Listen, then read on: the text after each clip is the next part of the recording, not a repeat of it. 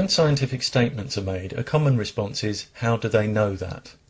Sometimes there's a genuine curiosity behind the question, but often it's posed rhetorically as an objection. People can be very keen to express opinions about scientific theories they've never studied.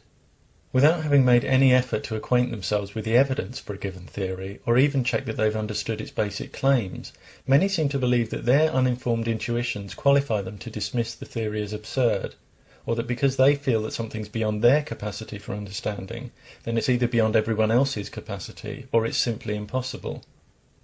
Some immediately reveal a flawed understanding with objections like, the Big Bang is only a theory, as though scientific theories were merely unsupported hunches or speculation. In fact, in sciences other than mathematics, the word theory denotes the most powerful status that an explanation can attain. Scientific theories are comprehensive frameworks for describing, explaining and making falsifiable predictions about related sets of phenomena, based on rigorous observation, experimentation and logic.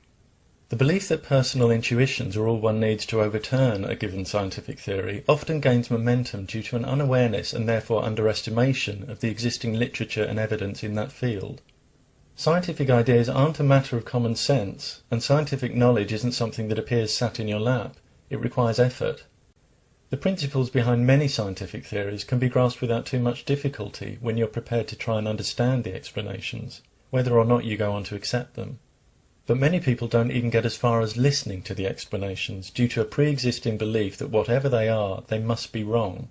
It should be immediately obvious that this approach of preemptive rejection has serious repercussions for one's ability to make accurate statements about reality.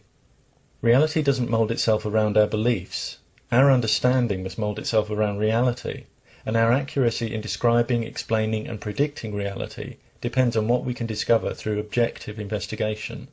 Someone who's genuinely interested in finding out what's true, whether or not it agrees with what they might personally like to be true, is in a good position to give an intellectually honest assessment of what's supported, not supported or refuted by evidence. Those who are more interested in confirming their own beliefs than uncovering facts that might challenge those beliefs will not make assessments that are either valid or reliable, because through the filter of personal bias, certain ideas not supported or even refuted by evidence will be declared as supported, while firmly established facts will be declared rejected. The bias that causes this flawed assessment of the facts can arise from a fear of the implications of those facts, an insecure need to be right, pressure from others, or simple misinformation, but the result is a distortion of reality. Scientists place a high priority in removing this distorting bias from their methodology by incorporating strict checks, measures and double-blind procedures, because experiments contaminated by bias have no reliability or validity, and therefore no use. Similarly, the speculations of laypeople whose criticisms of science are driven by personal bias contribute nothing of value to anyone's understanding. Bias due to misinformation can be straightforward to correct if the person is willing honestly to question the sources of their information. Biases bound up with emotion are more problematic. When people believe their cherished beliefs are challenged by facts, or they fear what might happen if they accept them, they're often more inclined to deny those facts than deal with the uncomfortable feelings.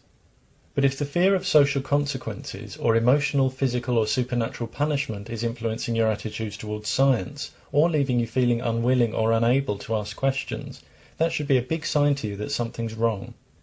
Discouraging people from studying science and questioning the beliefs that they've been brought up with is nothing but an attempt at social control, and facts aren't made into non-facts, or vice versa, by scaring people, or indeed appealing to any emotion. Fear tactics and emotional appeals are the common resort for people who have no evidence to support their assertions. Emotional methods of persuasion may be appropriate when trying to motivate people or communicate the strength of your feelings, but they're always fallacious when it comes to deciding matters of fact, because facts aren't changed by our feelings about them.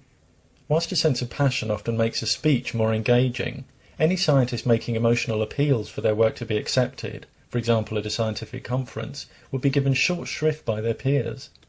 A speaker's emotions have no bearing on the validity of the evidence they present. And just as emotion is irrelevant when presenting evidence, going by biased personal feelings rather than objective analysis when responding to evidence is not a legitimate way to make judgments of fact. In the course of debate, the distorting effects of bias become obvious very quickly to those with an accurate knowledge of the subject, when those with a flawed understanding make error after error in their assertions, objections and reasoning. Arguing against a field of science you've not understood is like muscling in on a card game you've never learned.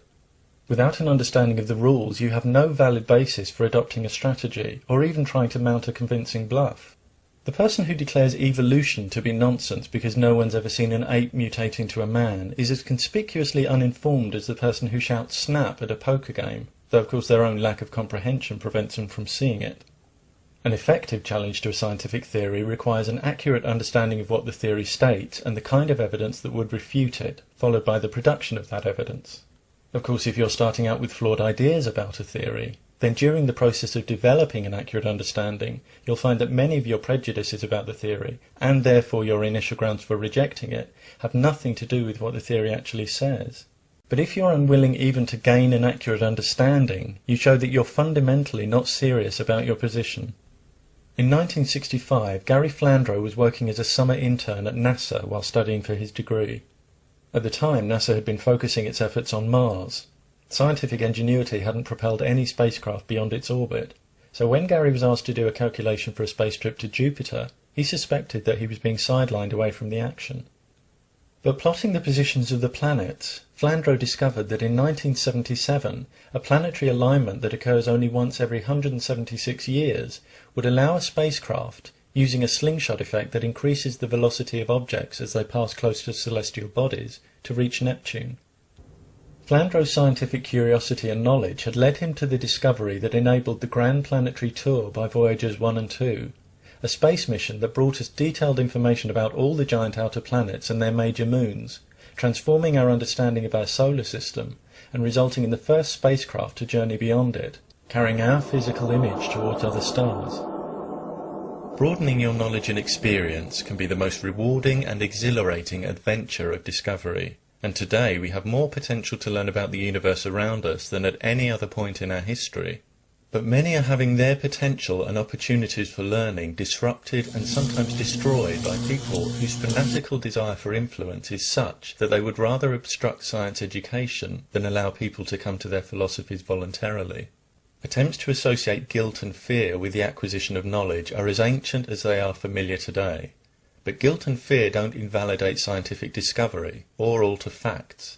Those who use guilt and fear to try and stigmatize established science and prevent it from being taught in schools are creating a darkness in which fear and confusion will thrive all the more.